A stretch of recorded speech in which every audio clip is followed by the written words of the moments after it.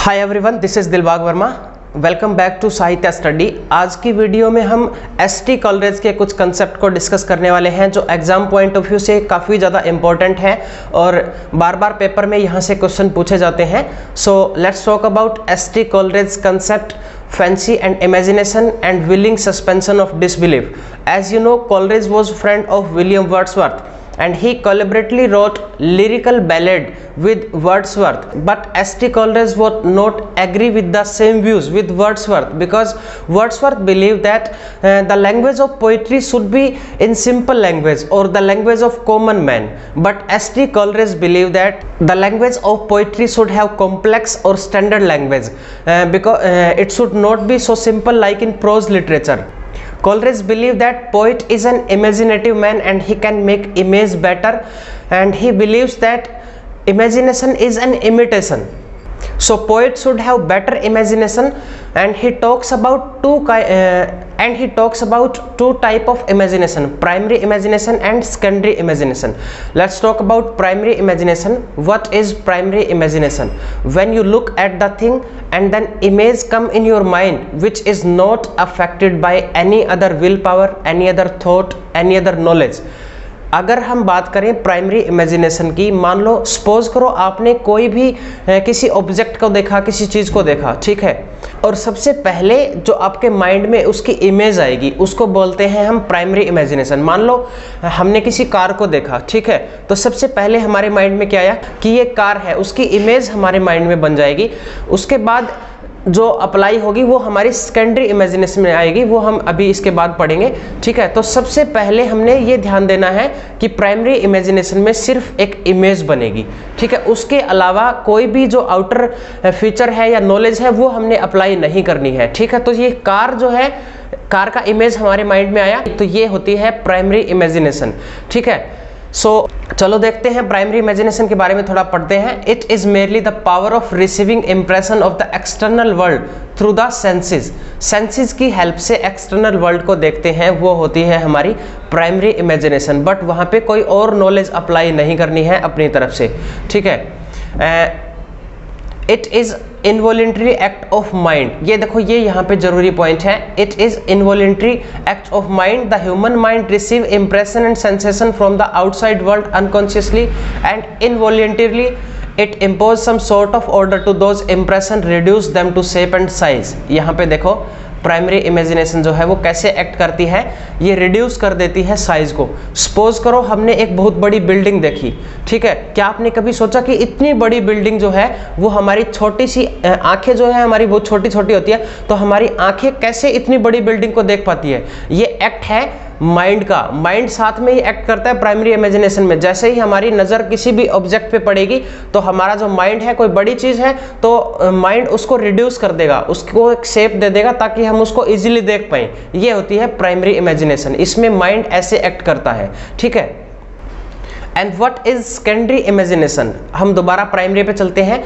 When you look at the thing and then image come in your mind without affected any other knowledge, will power और thought, ठीक है। बट इसमें क्या होता है, वो नॉलेज, विल पावर और थॉट अप्लाई हो जाएगी, इमीडिएट अप्लाई हो जाएगी, ठीक है। जैसे हमने कार का एग्जांपल लिया था, तो कार हमने देखी तो हमारे माइंड में कार की इमेज बन गई, तो आगे हमारे माइंड में क्या आएगा कि इस कार का कलर कैसा है, रेड है, ब्लैक है, वाइट है। ये सारी चीज़ें जो फीचर अप्लाई हो जाएंगे उसको बोलते हैं हम सेकेंडरी इमेजिनेशन। हम इसके लिए एक और एग्जांपल लेके चलते हैं। मान लो एक पोइट का एग्जांपल ले लेते हैं, ठीक है, क्योंकि प्राइमरी इमेजिनेशन जो है वो यूनिवर्सल होती है और सेकेंडरी इमेजिनेशन जो है वो स्पेसिफिक होती है, वो सब में एक जैसी नहीं होती सेकेंडरी इमेजिनेशन, ठीक है। सबके आइडियाज़ अलग होते हैं। जैसे अगर मैं एक पोइट की बात करूं तो पोइटिक सेंसेस होती है उसमें। पोइट के जैसी इमेजिनेशन जो है वो और लोगों में नहीं होती, ये एक्स्ट्रा ऑर्डिनरी होते हैं। जैसे अगर मैं एग्जांपल लेके चलूँ विलियम वर्ड्सवर्थ का, वर्ड्सवर्थ ने एक पोएम लिखी है डैफोडिल्स, ठीक है। जैसे ही उन्होंने डैफोडिल्स को देखा होगा तो प्राइमरी इमेजिनेशन जो है उनके माइंड में क्या बनी होगी, डैफोडिल्स की इमेज, सिर्फ इमेज आई थी, ठीक है। उसके बाद सेकेंडरी इमेजिनेशन जो है वो इमीडिएट अप्लाई हो गई। जो अपनी पोएटिक सेंसेस है उनकी हेल्प से या अपनी नॉलेज को अप्लाई करके उन्होंने डैफोडिल्स को प्रेज किया, उनके फीचर बताए, ठीक है। ये सारी चीज़ें आती हैं फिर सेकेंडरी इमेजिनेशन में। यहाँ पे एक बात ध्यान रखनी है आपको, टाइम बाउंडेशन होती है जो प्राइमरी इमेजिनेशन है उसके साथ ही सेकेंडरी इमेजिनेशन अप्लाई हो जाती है, ये होती है सेकेंडरी इमेजिनेशन। जब हमारी नॉलेज, थॉट, विल पावर वो इमीडिएट अप्लाई हो जाती है प्राइमरी इमेजिनेशन के साथ, it is called secondary imagination. ठीक है, सेकेंडरी इमेजिनेशन के बारे में थोड़ा पढ़ लेते हैं। और the primary imagination is universal. ठीक है, ये तो यूनिवर्सल होती है प्राइमरी, लेकिन सेकेंडरी जो है वो स्पेसिफिक होती है। ये एक आर्टिस्टिक क्रिएशन को पॉसिबल करती है। ठीक है, पोएटिक सेंसेस की हेल्प से एक आर्टिस्ट को हेल्प करती है ये क्रिएशन करने के लिए।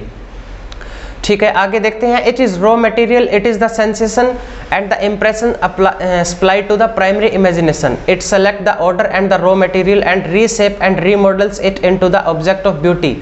It is asmoplastic. It is the previous year net question.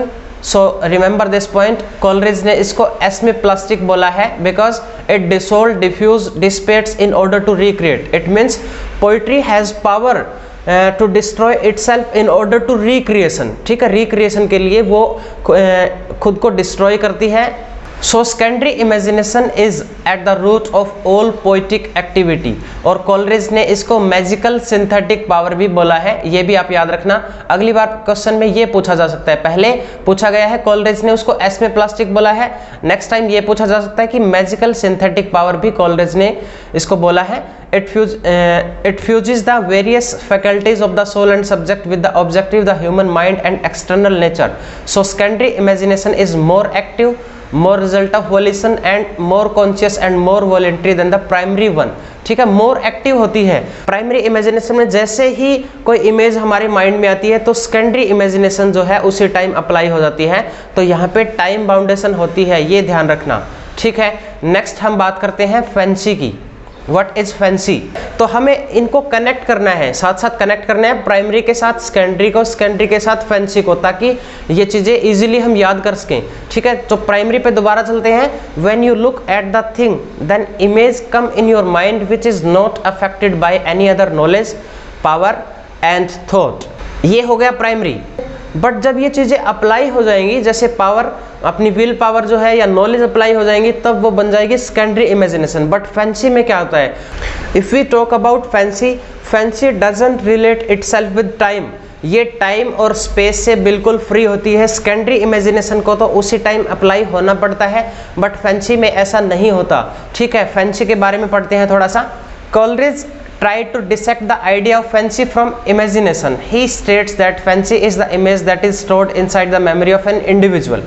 Fancy क्या होती है? जो memory हमारे अंदर store होती है, ठीक है, तो उसको बोलते हैं fancy. The image which are perceived a particular memory is fancy and that it is not subjected to any time and space in the mind of an individual. बस टाइम और स्पेस, इन्हीं चीज़ों में डिफरेंस है secondary imagination में और fancy में।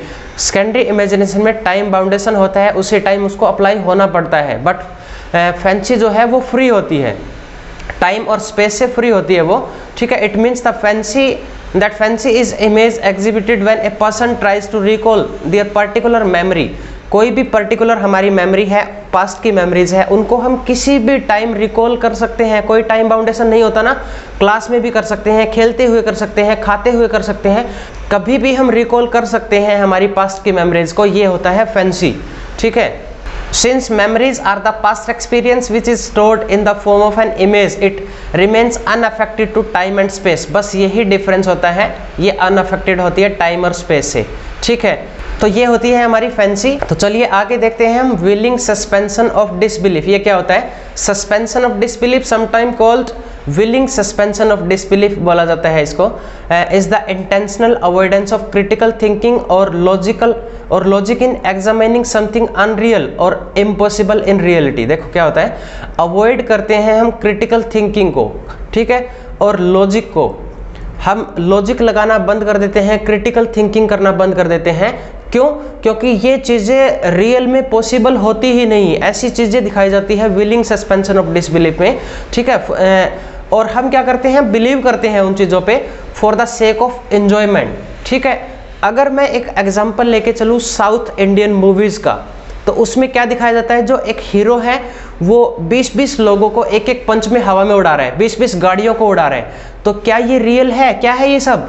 यही तो है विलिंग सस्पेंशन ऑफ डिसबिलीफ। हम सिर्फ बिलीव करते हैं मजे के लिए, हमारे प्लेजर के लिए, for the sake of enjoyment. बाकी रियलिटी तो हो नहीं सकती है, हमें भी पता है, लेकिन फिर भी हम इसमें बिलीव करते हैं या फिर हम इंटरेस्ट के लिए उन चीज़ों को देखते हैं। This is called willing suspension of disbelief. अगर हम लिटरेचर से बात करें एग्जाम्पल की, जैसे कि एस.टी. कोलरेज की पोएम है क्रिस्टाबेल। क्रिस्टाबेल में एक विच होती है जेरल्डाइन, बट रिमेंबर कहीं भी एस.टी. कोलरेज ने विच वर्ड पूरी पोएम में यूज नहीं किया है। ठीक है, थोड़ा सा मैं पोएम के बारे में आपको बता देता हूँ। जो जेरल्डाइन है इसमें, वो रात के टाइम पे जंगल में प्रेयर कर रही थी, तो वो लड़की उसको अपने घर लेके आती है।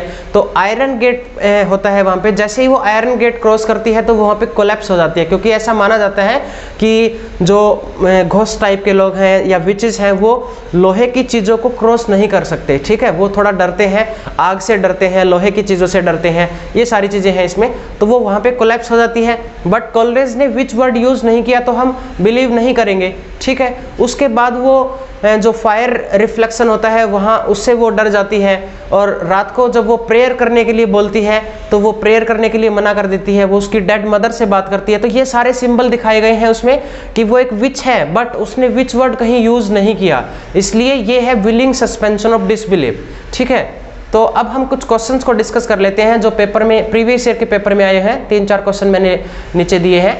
For Coleridge the power to perceive symbol glean from the world about us is related to the category of, देखो ग्लीन क्या होता है, symbols glean from the world, जैसे ही एकदम से अपीयर होती है जो चीज़ें, ठीक है, वो क्या होती हैं, प्राइमरी इमेजिनेशन में आता है। तो ये तो बिल्कुल ही ईजी था, प्राइमरी इमेजिनेशन, इसका पहला आंसर हो जाएगा सही। अगला क्वेश्चन पढ़ते हैं। Coleridge statement that imagination dissolve diffuse dissipates in order to recreate relate to, कौन सी इमेजिनेशन से रिलेट करता है जिसमें डिसोल्व डिफ्यूज करके रिक्रिएशन की बात होती है। अभी हमने सेकेंडरी इमेजिनेशन में पढ़ा था, it has power to diffuse, to dissolve and dissipates for in order to recreation. ठीक है, रिक्रिएशन के लिए होता है ये। तो ये कौन सी इमेजिनेशन में है, ये है सेकेंडरी इमेजिनेशन में। ठीक है, एक बार ऊपर मैं आपको दिखा देता हूँ। ऊपर देखो, सेकेंडरी इमेजिनेशन में क्या दिया हुआ था, it dissolve diffuse and dissipates in order to recreate. ये क्या होती है, सेकेंडरी इमेजिनेशन। ठीक है, जिसको एस में प्लास्टिक बोला है कोलरेज ने। ठीक है, अगला क्वेश्चन है, who first use the phrase willing suspension of disbelief, किसने यूज किया विलिंग सस्पेंशन ऑफ डिसबिलीफ, ये तो एस.टी. कोलरेज ने किया है बायोग्राफिया लिटरेरिया में। तो एस.टी. कोलरेज जो है सेकंड ऑप्शन हमारा राइट हो जाएगा। So this is all about today, और अगली वीडियो में भी मैं कुछ ऐसे कंसेप्ट को, कुछ लिटरेरी थ्योरी को डिस्कस करने वाला हूँ। So if you like the video please subscribe the channel and press the bell icon so you will never miss an update for the upcoming videos. Be safe, stay connected, best of luck.